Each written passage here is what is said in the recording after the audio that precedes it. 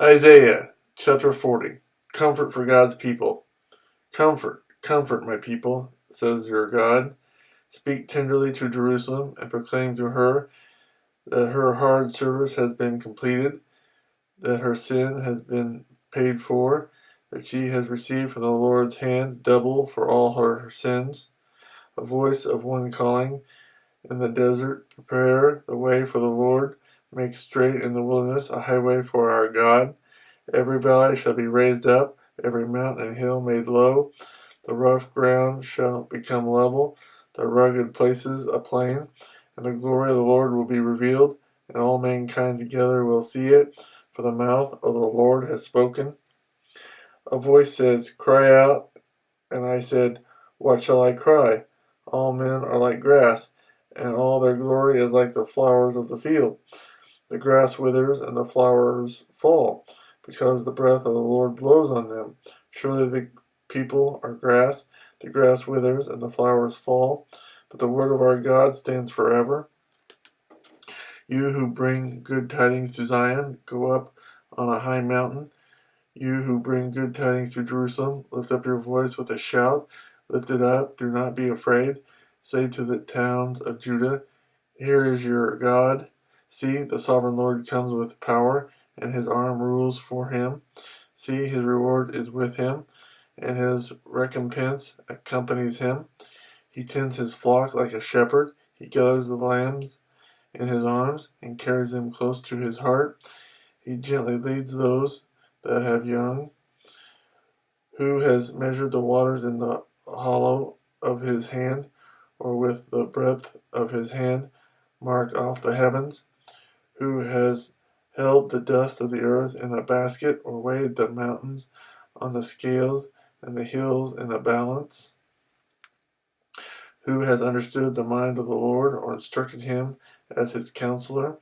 Whom did the Lord consult to enlighten him, and who taught him the right way?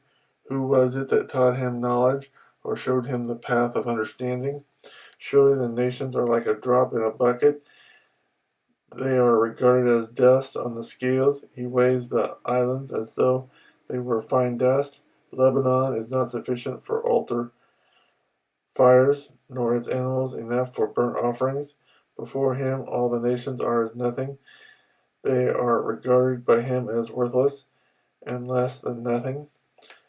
To whom, then, will you compare God? What image will you compare him to? As for an idol, a craftsman casts it, and a goldsmith overlays it with gold, and fashions silver chains for it.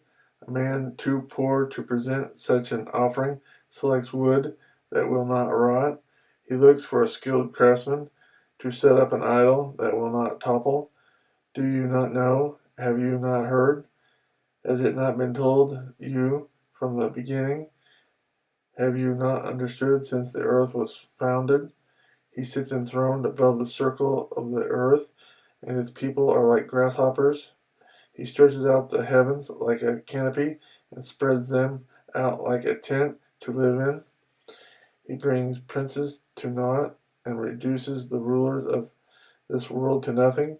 No sooner are they planted, no sooner are they sown, no sooner do they take root in the ground, than he blows on them and they wither, and a whirlwind sweeps them away like chaff.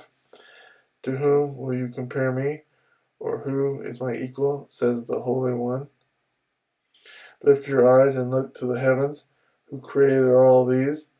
He who brings out the starry host, one by one, and calls them each by name. Because of his great power and mighty strength, not one of them is missing. Why do you say, O Jacob, and complain, O Israel?